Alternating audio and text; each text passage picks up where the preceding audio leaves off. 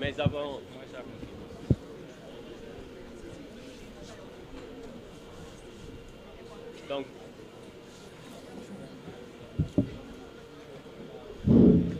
Donc, avant la déclaration du Premier ministre, la directrice de la formation aimerait remettre un cadeau au Premier ministre, cadeau qui sera remis par M. l'inspecteur général de police, Mame Seydou Ndour, directeur général de la police nationale, devant la presse.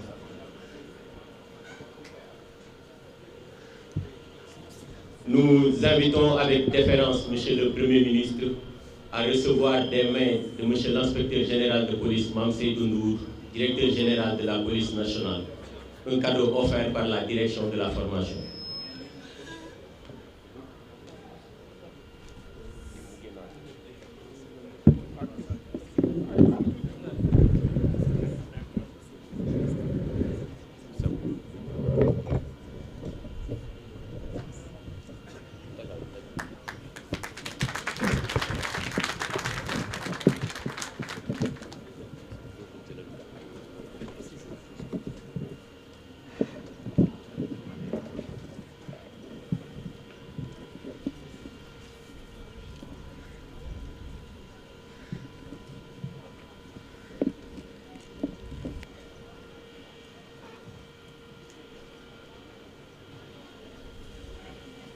Monsieur le ministre de l'Intérieur et de la Sécurité publique,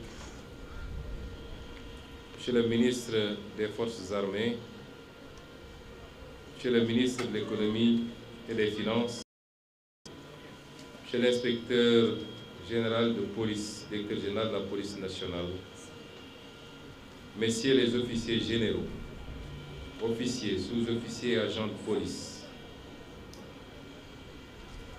j'ai choisi d'entamer la série de visites que je compte effectuer auprès de certains grands services civils et militaires de l'État par la Direction générale de la police nationale.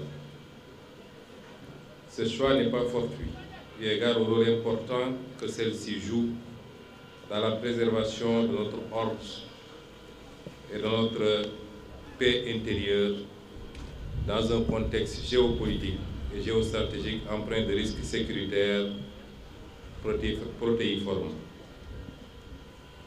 Monsieur le directeur général de la police nationale, je n'ai pas regretté ce choix, tant ce qu'on a vécu depuis ce matin, depuis la présentation générale jusqu'aux démonstrations qui ont été faites tout à l'heure, en passant par la police scientifique, mais également la surveillance électronique. Ce que vous nous avez présenté aujourd'hui rassure et motive. Rassure sur la correcte prise en charge de la sécurité des citoyens et des citoyennes, mais nous motive davantage à être à vos côtés pour renforcer un peu plus, pour ne pas dire beaucoup plus, la police nationale. En effet, notre pays n'est pas épargné par ces menaces sécuritaires mondiales qui ont comme nom trafic de drogue, trafic de produits pharmaceutiques, vol à main armée et bandes organisées, trafic de migrants et traite des personnes, escroquerie de tout genre, cybercriminalité, diverses contrebandes, délinquance urbaine et périurbaine, toutes formes de criminalité qui ont souvent un caractère transfrontalier et organisé, ainsi que des menaces terroristes de plus en plus accrues.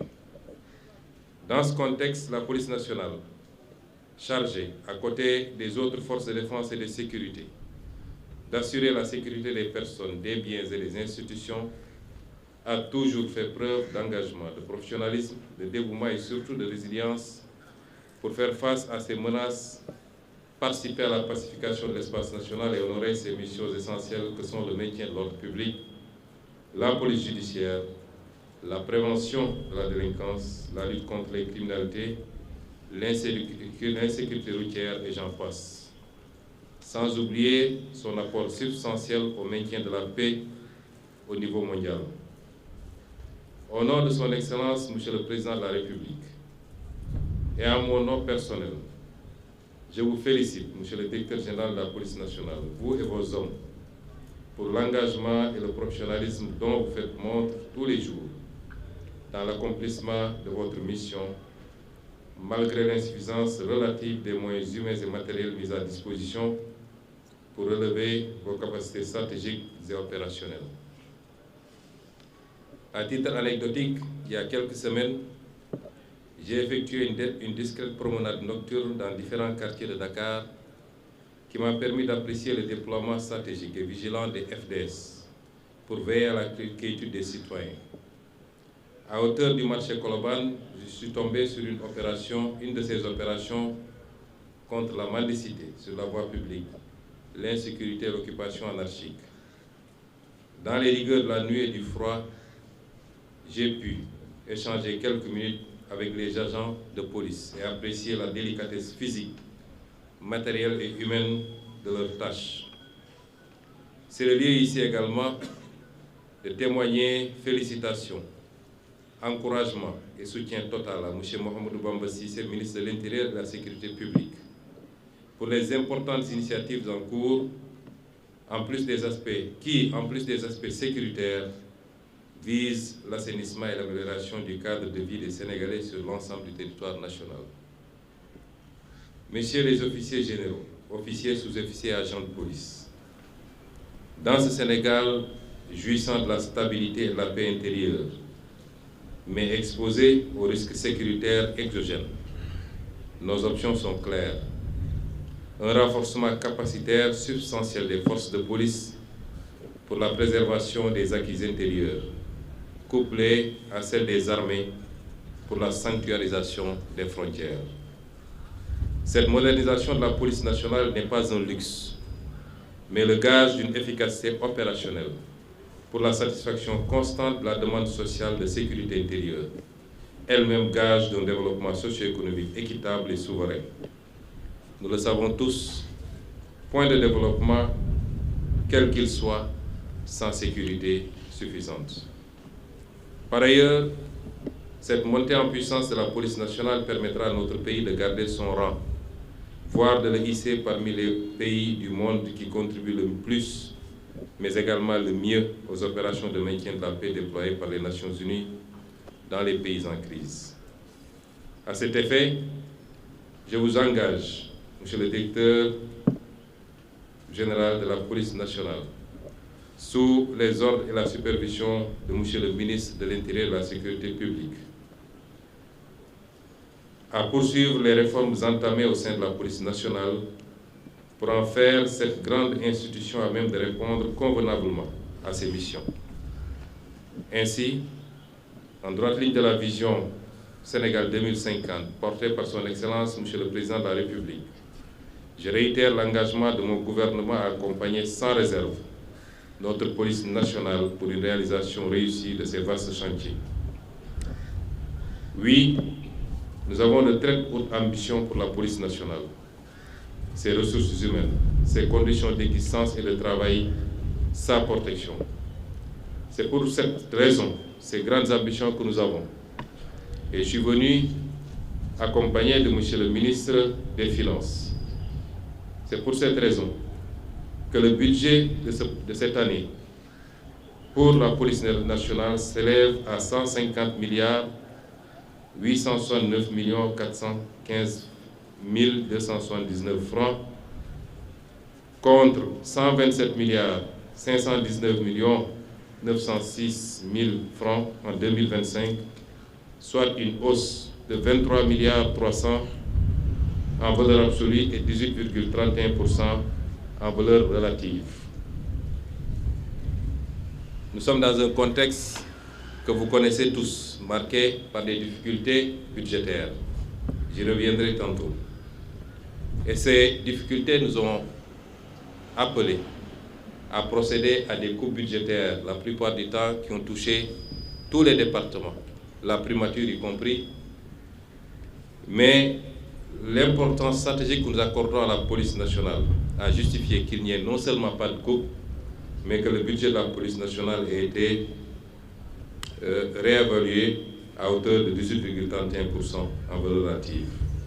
Et cette évolution s'explique principalement par la prise en charge de la finalisation de la construction de 2 immeubles R+8 au camp Abdou Diassé pour 2,512 milliards, du programme de sûreté et de sécurité nationale pour 3,250 milliards, du marché d'acquisition de moyens logistiques, d'équipements de sécurité, de matériel de protection individuelle et collective pour 2,750 milliards, du projet de renforcement des infrastructures au profit des forces de défense et de sécurité dans le cadre des Jeux olympiques de la jeunesse 2026 pour 10 milliards, du fonctionnement et le paiement des pécules des policiers adjoints volontaires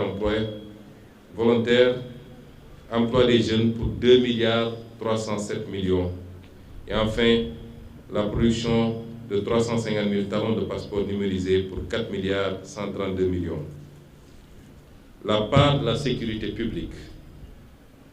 La part de la sécurité publique est de 58,68% dans le budget du ministère en 2026.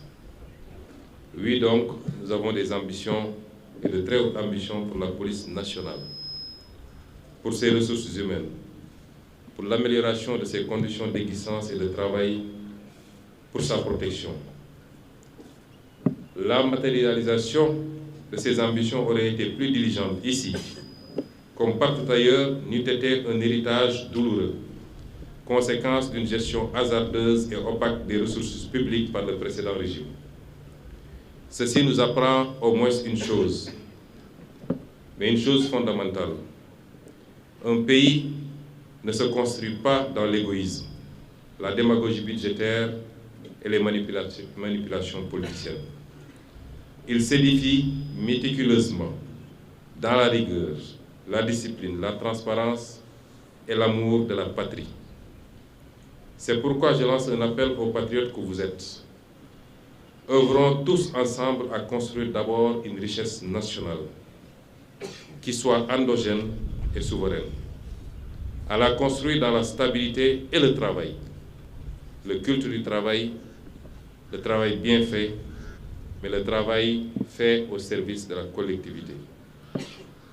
Travaillons donc à construire cette richesse nationale avant de la redistribuer pour le progrès collectif. C'est la seule voie, la seule, l'unique, pour un Sénégal juste et prospère. Je vous remercie pour votre aimable attention. mbokk yi ñu ngi leen di gërëm di leen sant di am mbégte teew fii tey ci dox yi